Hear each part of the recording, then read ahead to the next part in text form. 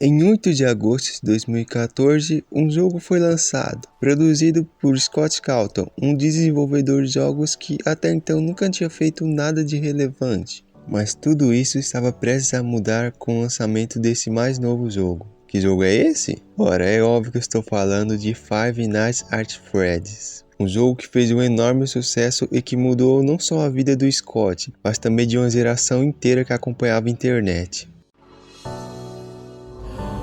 Olá, amigos! Como estão? Tranquilos? E aí, galera, tudo certo? É o seguinte, a gente tá aqui pra finalmente jogar Five Nights at Freddy's a pedido de vocês. Oi, pessoas, como é que vocês estão? Tudo bom com vocês? E aí, maluco, beleza? Olha só, Five Nights do Urso lá. Fala aí, galera, mais um vídeo aqui do canal Authentic Games. Dessa vez aqui, como vocês gostaram para caramba de Five Nights at Freddy's 4 no canal, mano. Fala, moleques e bonecas, beleza? Resendível aqui trazendo pra vocês mais um vídeo. E bom, galera, dessa vez eu tô trazendo pro canal um vídeo diferente aí de Five Nights at Freddy's. Hey galera, Felps falando e bem-vindos ao meu canal. E neste vídeo vamos aqui com Five Nights at Freddy's. E hoje, nesse vídeo aqui, nós veremos várias informações sobre esse jogo, desde as mais conhecidas até as mais desconhecidas. Então, sem mais enrolações, sejam muito bem-vindos ao iceberg de Five Nights at Freddy's.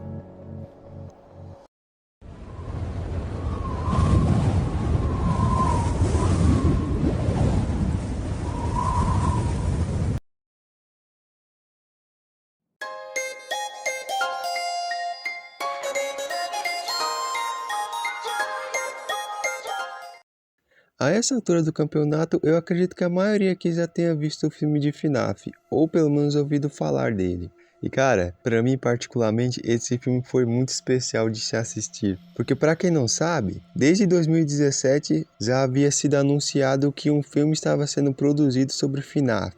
Porém, a gente ficou um bom tempo sem ter muitas informações sobre a produção desse filme. Até que em meados de 2022 e começo de 2023, os caras simplesmente começaram a soltar várias informações sobre o filme, como quem que seriam os atores, que as gravações já tinham começado e até a data de lançamento, que era 27 de outubro! É 27 de outubro! 27 de outubro! 27 de outubro! E bom, o filme foi lançado e eu fui pro cinema assistir ele. E sinceramente foi muito incrível ver esse filme. Principalmente porque eu era uma pessoa que já estava acompanhando todas essas notícias sobre o filme de FNAF há um bom tempo. Desde que saiu lá em 2017 eu já estava acompanhando essas notícias. E por mais que o filme tenha vários defeitos e não seja as mil maravilhas, toda a experiência de ver finalmente esse projeto que eu acompanhei por tanto tempo, que eu vi tanta coisa sobre, tá finalmente saindo, foi sinceramente espetacular para mim.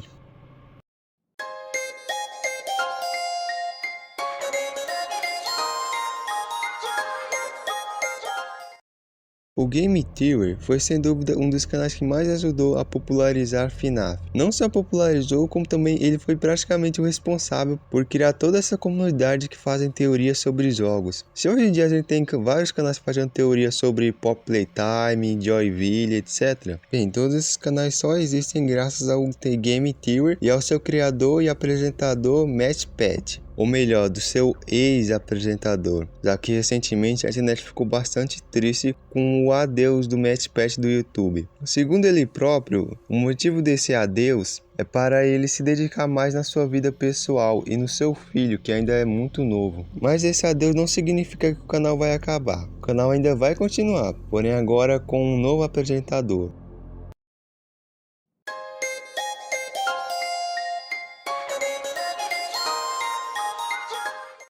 E finalmente vamos falar dele, né? Desse desalmado que nunca morre. É always come back forever, pra sempre esse desgramado, velho. Mas bom, vamos começar pelo começo. Pra quem não sabe, o William Afton é o principal antagonista de toda a franquia de FNAF, sendo um dos fundadores da Fazbear Entertainment, junto com seu parceiro Henry Emily. E bom, o resto da história a maioria deve saber aqui. Esse doido mata um monte de criança, é morto, vira o Springtrap, volta à vida, tá com fogo nele, ele volta à vida, aí tá com fogo nele de novo e ele volta à vida. Isso aqui é um grande resumo porque é basicamente da história. O cara morre e volta. Véi, esse cara não morre nunca. Isso daí foi um resumo Isso aqui foi um mega resumo, tipo, a história dele é muito grande, e só que se eu for falar tudo aqui, o vídeo vai ficar enorme. Mas basicamente o cerne que eu falei é isso daí. O William Afton, ele é basicamente o grande de um desgraçado. Tipo, ele faz tudo de ruim na história inteira. Esse doido aí não poupou nem a própria família dele, que foi totalmente arruinada por ele. A esposa dele, ninguém sabe onde é que tá, provavelmente tá morta. O filho dele, o Michael Afton, é um dos personagens que mais se ferra a história inteira e ainda é morto no final. Detalhe que ele se mata para tentar matar o pai dele e mesmo assim o pai dele não morre. A filha dele, Elizabeth, é morta por um dos animatrônicos que ele mesmo criou. E o filho mais novo dele, a Crying Child, que no caso eu vou chamar nesse vídeo de Criança Chorona, bem, ela...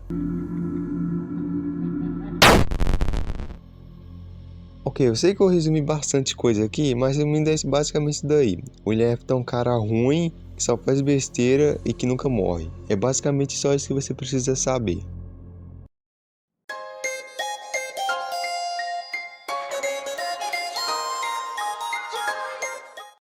E chegamos nas famosas mordidas de 87 e 83. Então vamos à explicação. Começando pela mordida de 83, ela ocorre durante os eventos de FNAF 4 com a criança Chorona, que, como eu citei anteriormente, é o filho mais novo do William. E antes que vocês perguntem, não, a gente não sabe qual que é o nome dele até hoje. Então por isso eu vou continuar chamando ele de Criança Chorona. Até tem algumas teorias sobre o nome dele ser Ethan e outras coisas assim, mas não é nada confirmado, então eu vou chamar só de Criança Chorona aqui mesmo. E uma coisa que eu tinha esquecido de falar é que o irmão mais velho dela, o Michael, fazia bullying com o coitado, colocando uma máscara de Fox e assustando ele, já que a criança tinha muito medo dos animatronics. Mas um dia esse bullying foi longe demais. Junto com outros amigos que ele tinha, eles pegaram a criança chorando e colocaram ela dentro da boca do Fredbear. E acabou acontecendo uma grande tragédia que ficou conhecida como a mordida de 83. Agora, falando sobre a mordida de 87, ela é um pouquinho mais complicada. Porque diferente da de 83, que a gente tem toda uma cutscene, uma historinha toda bonitinha sobre ela, a de 87, a única coisa que a gente tem é uma menção do Phone Guy no FNAF 1. De resto, a gente não tem muita informação sobre ela. A gente só sabe que alguma pessoa foi mordida no lóbulo frontal da cabeça, mas que essa pessoa conseguiu sobreviver. Mas de resto, a gente não sabe nada. A gente não sabe quem foi a pessoa que foi mordida. A gente não sabe qual foi o animatrônico que mordeu ela. Tem gente que teoriza que quem mordeu essa pessoa foi o Toy Bonnie, a Mango. Mas o fato é que a gente não sabe quem foi realmente o animatrônico que deu essa mordida. A gente só sabe que ela aconteceu em 87 e é isso.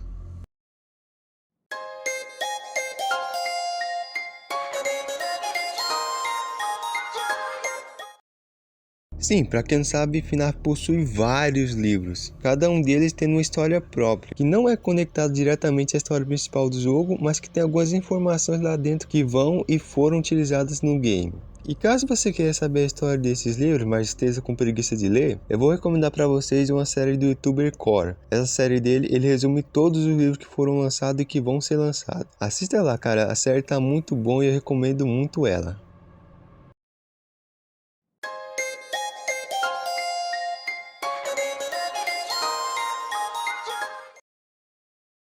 No FNAF 1, existe um local em que uma das câmeras não funciona. Esse local se trata da cozinha, que apesar de ter uma câmera nela, sempre que olhamos nessa câmera em específico, a única coisa que aparece é uma tela preta escrito câmera desabilitada. Inclusive, esse detalhe dessa câmera que não funciona na cozinha foi replicado até mesmo no FNAF Help Wanted, em que a câmera que fica na cozinha também não funciona.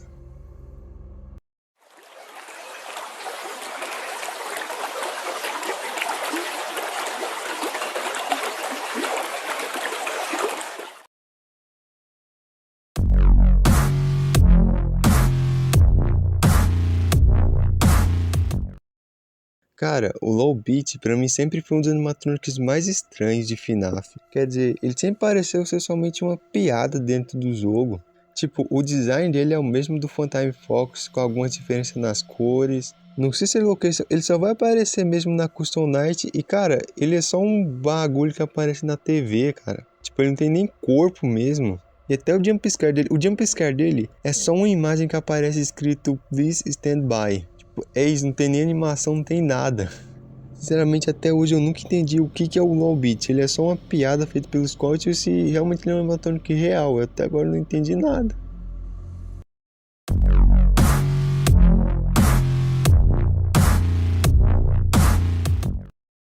Esse tópico refere-se a uma entrevista bastante famosa que o Scott deu para o canal do Dalco. Para quem não conhece, o Dalco, ele é um youtuber gringo bastante famoso de FNAF. E esse vídeo dessa entrevista fez bastante sucesso na comunidade FNAF, tanto que atualmente ele conta com mais de 7 milhões de views.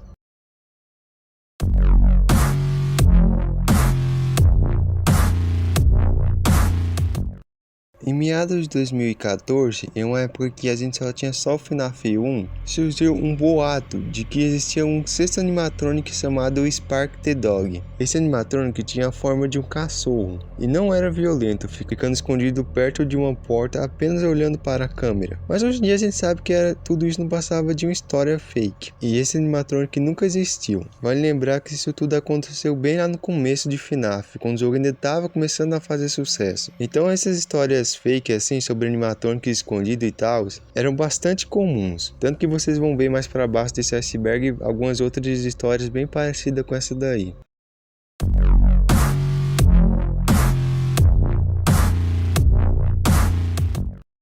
Chipper and Son é um jogo feito também pelo Scott e lançado antes de FNAF. Chipper and Son foi um fracasso quando ele lançou, fazendo pouco dinheiro e recebendo diversas críticas por vários motivos. Um desses motivos era o design dos mascotes do jogo, que segundo algumas pessoas era muito assustador e parecia até mesmo animatronics. E vendo essa crítica, o Scott olhou e pensou: e se eu fizesse um jogo de terror sobre animatronics? Bom, o resto vocês já sabem a história.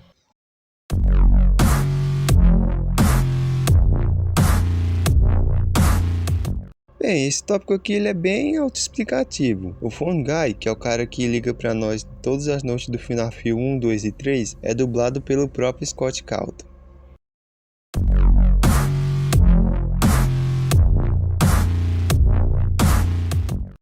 Além dos livros, FNAF também possui graphic novels. E assim como os livros também, essas histórias e eventos que acontecem nessas graphic novels não são canônicos na história da franquia principal, porém existem algumas informações dentro dessas graphic novels que foram utilizadas na franquia.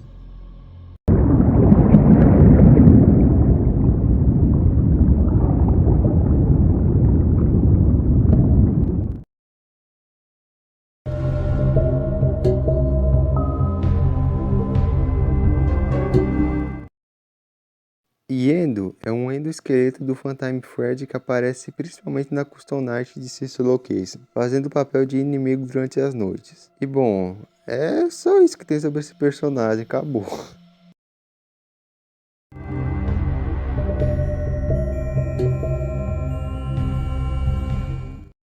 Durante a Ultimate Custom Night, quando você morre para qualquer um dos animatronics, vai aparecer um diálogo desse animatronic que te matou. Bom, cada animatronic possui sua própria fala, que normalmente são bem curtas e diretas. Entretanto, o Scott decidiu fazer uma piada com um animatronic chamado Mr. Hip, que possui simplesmente um diálogo de mais de 3 minutos. São 3 minutos desse bicho falando um monte de abobrinha, cara. Falando um monte de besteira que não tem nada com nada, não serve pra porcaria nenhuma da história, não serve pra nada, só serve pra deixar o jogador com raiva.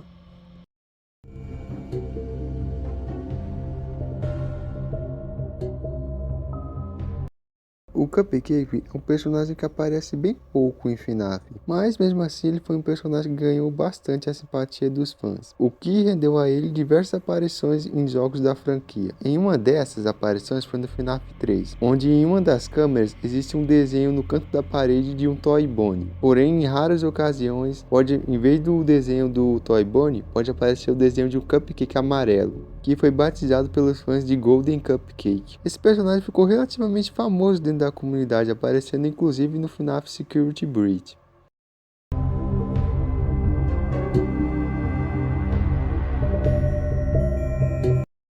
Durante o lançamento do trailer de Sister Location, algumas pessoas que faziam teoria pegaram o áudio desse trailer e reverteram ele. E ao fazerem isso, de pegar o áudio e inverterem, eles acabaram fazendo com que uma das falas da Baby no trailer soasse muito parecido como Suicide Didn't Work. Com certeza falei essa frase errada, mas ela traduzida significa suicídio não funcionará. E como é comum na comunidade FNAF, a galera pegou isso daí e começou a fazer umas teorias de lá pra cá, cá, teorizou pra lá, teorizou pra lá. Mas acabou que essa frase não passou de um equívoco do pessoal. No jogo em si, não tem nada sobre essa frase. Mas uma coisa boa disso tudo foi que essa teoria inspirou a criação de uma música com o mesmo nome feita pela Mia Riz. Uma música muito boa, por sinal, recomendo muito vocês verem.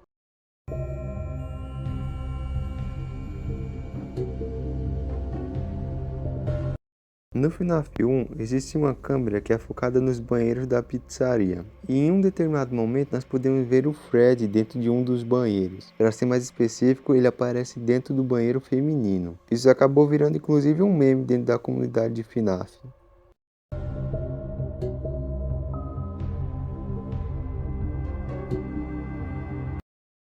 Durante um dos minigames do FNAF 4, existe uma sala que possui uma TV e nós podemos ligar essa TV. E quando nós ligamos, vai estar passando um programa chamado Fred and Friends, reforçando ainda mais como que a Fazbear Entertainment é famosa nesse universo. Tipo, os caras tinham até um programa na TV, cara. Olha só o nível deles. Mas durante o tempo isso ficou só no FNAF 4, nunca mais foi mencionado nada sobre esse programa aí por um bom tempo. Até que a Steel Wool, eu até agora não sei pronunciar o nome dessa empresa, perdoe, que pra quem não sabe é a empresa que tá tomando conta agora de FNAF atualmente, produziu uma minissérie intitulada Fred and Friends on Tour. E é bem provável que essa série tenha sido baseada nesse programa do FNAF 4.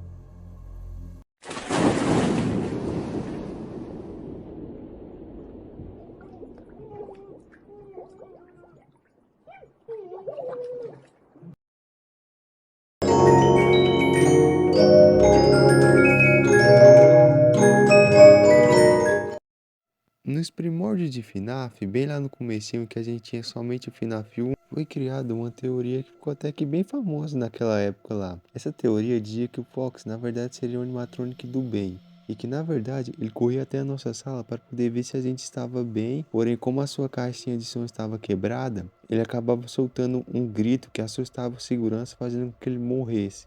Hoje em dia, a gente sabe que essa teoria ela não tá correta. Porém, eu vou ser sério pra vocês, quando eu tava escrevendo esse roteiro, cara, bateu uma nostalgia muito grande, velho. Essa teoria aí do Fox ser, na verdade, um animatrônico do bem, foi praticamente a primeira teoria que eu vi de FNAF. Eu lembro de ter visto ela no YouTube em um vídeo que eu não lembro agora de quem que é. Mas nossa, cara, esse iceberg tá me trazendo tanta lembrança boa, cara, tanta nostalgia, velho. Mas enfim, vamos pro próximo.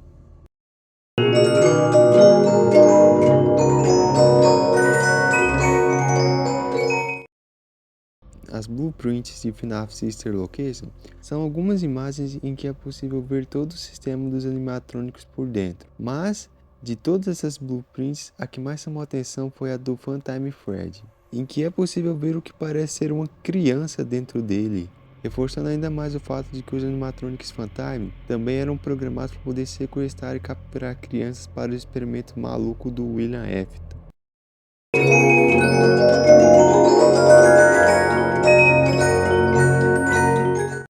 Esse tópico fala sobre uma imagem que seria supostamente a versão beta do Springtrap, mas isso daí é só um palpite do pessoal mesmo, porque o Scott em si nunca confirmou nada sobre isso, mas tá aí.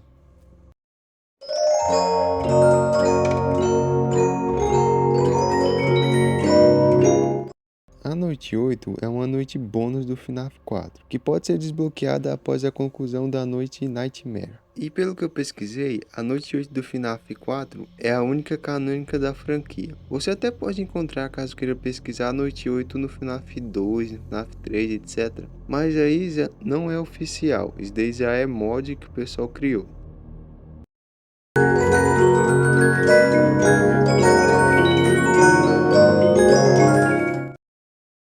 A autobiografia de um yogi, ou em inglês Autography of a Yoga, foi um livro escrito pelo indiano Paramahansa Yogananda. Eu com certeza pronunciei isso errado, me perdoe. Esse livro foi escrito em 1945 e, em resumo, o livro se trata de uma autobiografia do próprio autor, descrevendo a sua trajetória de estudo sobre o yoga e a sua missão de difundi-lo no ocidente. Nesse momento você deve estar se perguntando, Anui, que porra isso tem a ver com FNAF? Bom, calma que eu vou explicar. Na noite 5 do FNAF 1, nós recebemos uma ligação do Phone Guy, mas ao invés de nós ouvirmos a voz normal dele, nós ouvimos uma voz invertida falando algumas coisas que nós não conseguimos entender, porque está invertida, obviamente.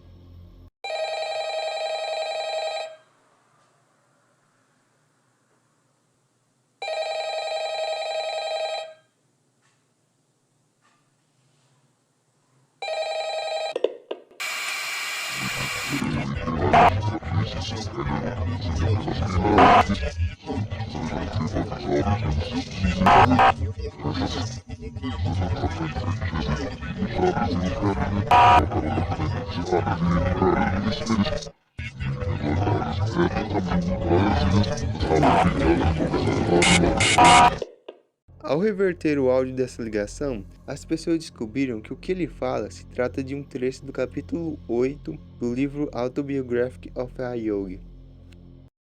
Senhor, é lamentável que o desenvolvimento da agrícola em massa não seja acelerado pelo uso mais completo de seus maravilhosos mecanismos.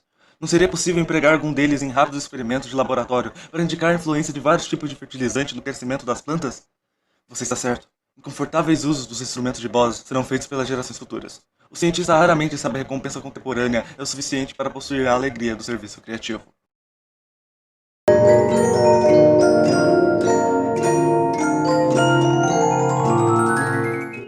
Princess Quest é o nome de uma série de minigames que existe dentro do FNAF Help Wanted e do FNAF Security Breach. Nesses minigames, nós jogamos como uma princesa que enfrenta diversos inimigos que possuem a forma de um coelho. E eu nem preciso falar quem esses coelhos obviamente representam, né? E já que entramos nesse assunto de representação, uma teoria que é praticamente confirmada é que a protagonista desses minigames, no caso a princesa, é basicamente uma representação da Vanessa, mostrando ela lutando contra essa influência do William Afton dentro dela. Inclusive eu já estava até esquecendo de falar, mas caso você complete todos os minigames do Princess Quest, você desbloqueia um final bônus em Security Breach, ou um dos finais, quer dizer.